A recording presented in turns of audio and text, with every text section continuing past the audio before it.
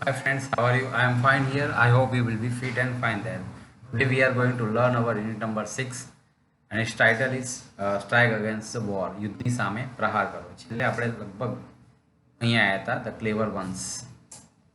The clever ones ચાલાક ચબરાક લોકો up in the high places ઉચ્ચ આવાસોમાં રહેતા ચાલાક લોકો નો જાણે છે હાઉ ચાઇલ્ડીસ ચાઇલ્ડીસ એટલે બાળ બુદ્ધિ એન્ડ સિલી વર્કર્સ અને મૂર્ખ કામદારો છે. તો હાઈ પ્લેસીસ ઉચ્ચ આવાસોમાં રહેતા આ ચાલાક કે ચબરાક લોકો જાણે છે નો એટલે જાણે છે કે આ કામદારો કેવા છે બાળબુદ્ધિ અને મૂર્ખ વ્યક્તિઓ છે. કેવા બાળબુદ્ધિ અને મૂર્ખ વ્યક્તિઓ છે. તેઓ જાણે છે કે ઇફ ધ ગવર્મેન્ટ જો સરકાર ગવર્મેન્ટ એટલે સરકાર ડ્રેસીસ ધેમ અપ એ કામદારોને જો ખાખી એટલે કે કામદારોને ખાખી પોશાક આપે ડ્રેસ આપે and gives them a rifle અને એમના હાથમાં બંદૂકો આપી દે start them off with a band and waving banners અને હાથમાં ધજા પતાકાઓ આપી દે બેનર્સ ધજાઓ બેન્ડ એટલે પતાકાઓ ધજા પતાકાઓ આપી દે તો they will go forth to fight valiantly એટલે બહાદુરીપૂર્વક ફાઇટ એટલે લડાઈ વિલકો જઈને કરશે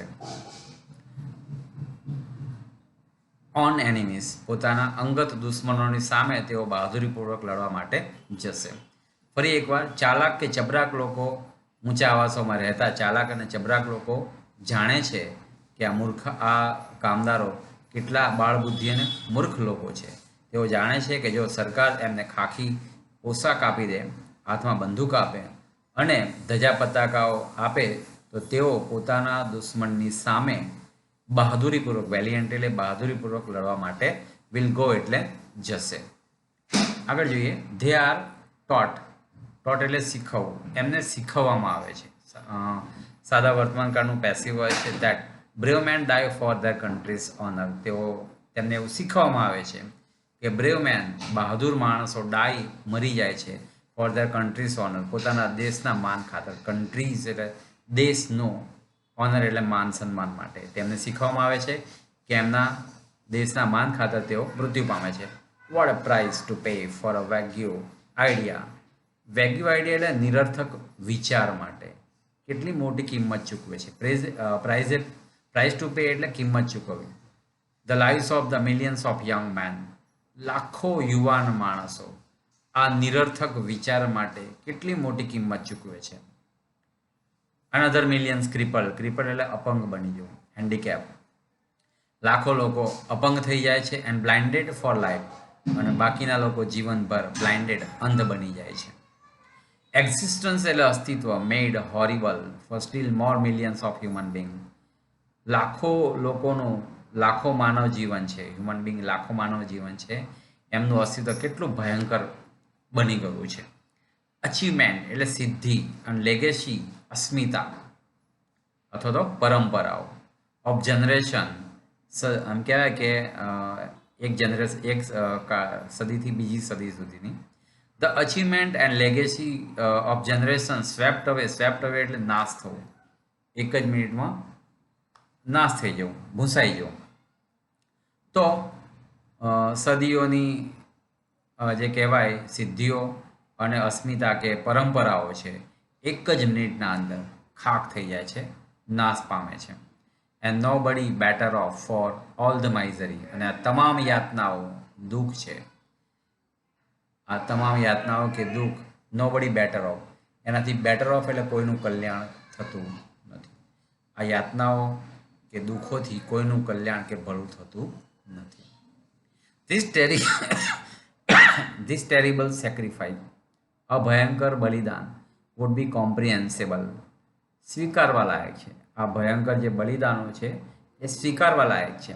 ઇફ ધ થિંગ યુ ડાય અને જે વસ્તુ માટે તમે મૃત્યુ પામો છો મરી જાઓ છો એન્ડ કોલ કન્ટ્રી ફેડ એ દેશ તમને ભોજન આપતું હતું ક્લોથ્ડ કપડાં આપતું હતું હાઉસડ રહેવા માટે ઘર આપતું હતું વોર્મડ યુ તમને હૂંફ આપતું હતું એજ્યુકેટેડ શિક્ષણ આપતું હતું એન્ડ ચેરિશ યોર ચિલ્ડ્રન તમારા બાળકોને એની સાર સંભાળ પર રાખતું હતું ફરી એકવાર આ ભયંકર બલિદાનોને સ્વીકારવા લાયક છે.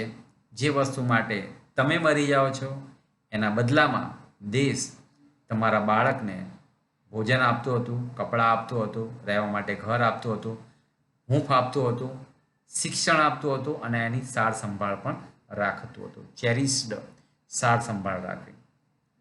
I think the workers are the most unselfish of the children of man. હું વિચારું છું કે આ કામદારો સૌથી બિનસ્વાર્થી છે. ચિલ્ડ્રન ઓફ મેન, માણસોના જે કહેવાય ચિલ્ડ્રન ઓફ મેન, માણસોના બાળકો જે કહેવાય બાળકો રૂપી, જે માણસોના બાળકો રૂપી છે એ બિનસ્વાર્થી છે. ટૂંકમાં હું વિચારું છું કે આ કામદારો કેટલા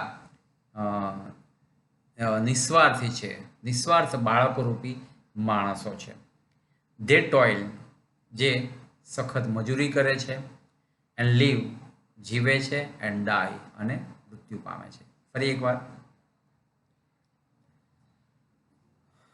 ઊંચા મહેલોમાં કે આવાસોમાં રહેતા આ ચાલાક કે ચબરાક લોકો જાણે છે કે કામદારો કેટલા બધા બાળબુદ્ધિના અથવા અને મૂર્ખ વ્યક્તિઓ છે. તેઓ જાણે છે કે જો સરકાર તેઓને આખી વર્દી આપે, વસ્ત્ર આપે, હાથમાં બંદૂક આપી દે અને ધજા પતાકાઓ આપી દે તો તેઓ પોતાના દુશ્મનની સામે લડવા માટે બહાદુરીથી જશે. તેમને શીખવવામાં આવે છે કે બહાદુર લોકો પોતાના દેશના માન ખાતર મૃત્યુ પામે છે, શહાદત વહોરે છે. આ નિરર્થક વિચાર લાખો યુવાન માણસો આ નિરર્થક ખ્યાલ કે વિચાર માટે કેટલું મોટી કિંમત કે બલિદાન આપે છે, કેટલી મોટી કિંમત ચૂકવે છે. લાખો લોકો ક્રિપલ એટલે અપંગ થઈ જાય છે, બ્લાઇન્ડેડ ફોર લાઈફ, અને જીવન માટે કાયમ એમને દ્રષ્ટિ ગુમાવે છે, અંધ બની જાય છે. અને લાખો માનવજાતનું જે અસ્તિત્વ છે, એક્ઝિસ્ટન્સ એટલે અસ્તિત્વ, કેટલું ભયંકર મેળ એટલે બની જતું હોય છે. સદીઓની સિદ્ધિઓ અને પરંપરાઓ એક જ મિનિટના અંતર સ્વેપ્ટ અવે, નાશ પામે છે. Nobody better off for all the misery. અને આ તમામ જે દુઃખ, દર્દ, યાતનાઓ, હોરિવાલિટી જે કંઈ છે એ એનાથી કોઈનું કલ્યાણ થવાનું નથી. બેટર ઓફ એટલે કલ્યાણ થવું. આ ભયંકર બલિદાનો કદાચ સ્વીકારવા લાયક છે, જે માટે તમે મૃત્યુ પામો છો. એ બદલામાં દેશ તમને, તમારા બાળકોને ભોજન આપતું હતું, કપડાં આપતું હતું, ઘર આપતું હતું, હૂંફ આપતું હતું, શિક્ષણ આપતું હતું અને તમારા બાળકોની સાર સંભાળ પણ રાખતું હતું. વિચારું છું કે કામદારો કેટલા નિસ્વાર્થ બાળકોરૂપી માણસો છે. તેઓ સખત મજૂરી કરે છે, જીવે છે અને ડાય અને મૃત્યુ પણ પામે છે.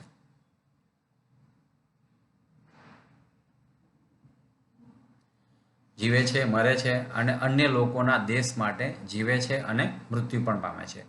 અધર પીપલ્સ કોન્ટિનેન્ટ્સ, અન્ય લોકોના ખંડ માટે. લોકો સખત મહેનત કરે છે, જીવે છે, મરે છે. કોના માટે? અન્ય દેશોના લોકો માટે, અન્ય દેશના ખંડ માટે.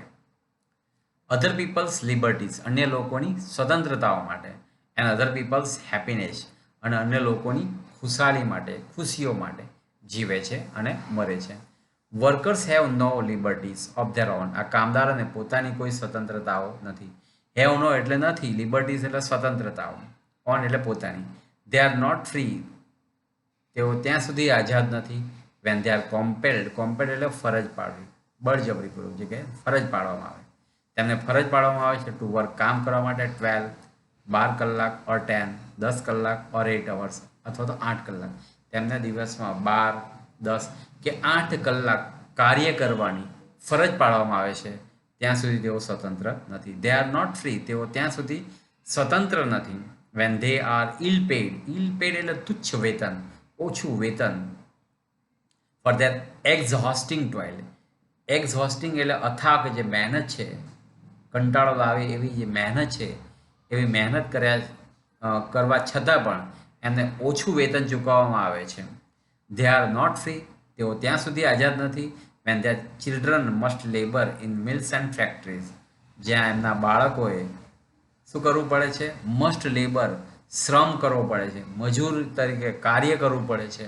મજૂરી કરવી પડે છે મિલો અને કારખાનાઓમાં, અથવા તો સ્ટારવેશન એટલે ભૂખમરો, સ્ટાર એટલે ભૂખે મરવું પડે. And when their woman may be driven by poverty to lives of the same એટલે શરમ, લાઈવ્સ એટલે જીવન, એમની પત્નીઓએ પણ શરમજનક સ્થિતિમાં ગરીબાઈથી પોતાનું જીવન જીવવું પડે છે. મે બી ડ્રીવન ચલાવવું પડે. પેસિવ વોઇસમાં છે મોડલ ઓક્ઝિલરીનું, એટલે વચ્ચે બી આવે ને ડ્રાઈવનું ત્રીજું રૂપ ડ્રીવન થાય. આગળ જોઈએ, દે આર નોટ ફ્રી, તેઓ ત્યાં સુધી આઝાદ નથી, મુક્ત નથી. When their women may be driven આવી ગયું. દે આર નોટ ફ્રી, તેઓ ત્યાં સુધી આઝાદ નથી. વેન ધે આર ક્લબ્ડ એટલે ભેગા કરવા, એકઠા કરવા. ઇમ્પ્રિઝન અને જેલમાં નાખી દેવામાં આવે, તેમને ભેગા કરીને એકઠા કરીને જેલમાં નાખી દેવામાં આવે છે. Because they go on strike, કારણ કે તેઓ સ્ટ્રાઇક કરે એટલે કે હડતાલ કરે છે. For a raise of wages, ઉચ્ચ વેતન માટે જ્યારે અવાજ ઉઠાવે છે, હડતાલ કરે છે એના બદલ. And for the basic justice, અને પાયાના ન્યાય માટે. That is the right as human being. ટૂંકમાં માનવજાતના પોતાના હકની લડાઈ માટે, પોતે જ્યારે પોતાના વેતન માટે અવાજ ઉઠાવીને જ્યારે હડતાલ કરે છે, ત્યારે આવા લોકોને ભેગા કરીને એકસાથે જેલમાં નાખી દેવામાં આવે છે. ફરી એકવાર જોઈએ કે લોકો અન્ય લોકોના દેશ માટે જીવે છે, મરે છે. અન્ય લોકોના ખંડ માટે જીવે છે, મરે છે. અન્ય લોકોની સ્વતંત્રતાઓ માટે જીવે છે, મરે છે. અન્ય લોકોની ખુશીઓ માટે જીવે છે. આ કામદારોને પોતાની કોઈ અંગત રીતે સ્વતંત્રતાઓ નથી. તેઓ ત્યાં સુધી આઝાદ નથી જ્યાં સુધી તેમને દિવસમાં 12, 10 કે 8 કલાક કાર્ય કરવાની ફરજ પાડવામાં આવે છે. તેઓ ત્યાં સુધી આઝાદ નથી જ્યાં સુધી તેમને અથાક મહેનત મજૂરી કરવા છતાંય એમને તુચ્છ વેતન, ઓછું વેતન આપવામાં આવે છે. તેઓ ત્યાં સુધી આઝાદ નથી જ્યાં સુધી એમના બાળકોને મિલો અને કારખાનાઓમાં મજૂર તરીકે કાર્ય કરવું જ પડે છે, અથવા તો ભૂખે મરવું પડે છે. તેઓ તેમની સ્ત્રીઓને પણ શરમજનક સ્થિતિમાં ગરીબાઈથી, પોવર્ટી એટલે ગરીબાઈથી, લીવ્સ એટલે જીવવું પડે છે, અને પોતાનું જીવન ગુજારવું પડે છે અથવા નિર્વાહ કરવો જ પડે છે. તેઓ ત્યાં સુધી આઝાદ નથી જ્યાં સુધી તેઓ શું કરે છે, તો માનવજાતના પોતાના હક માટે જ્યારે એ પાયાનો ન્યાય મેળવવા માટે પોતાના ઉચ્ચ વેતન બાબતે જ્યારે એ હડતાલ કરે છે, ત્યારે એમને પકડીને ભેગા કરીને એકસાથે જેલમાં નાખી દેવામાં આવે છે. નેક્સ્ટ લેક્ચરમાં આપણે આગળ જોઈશું.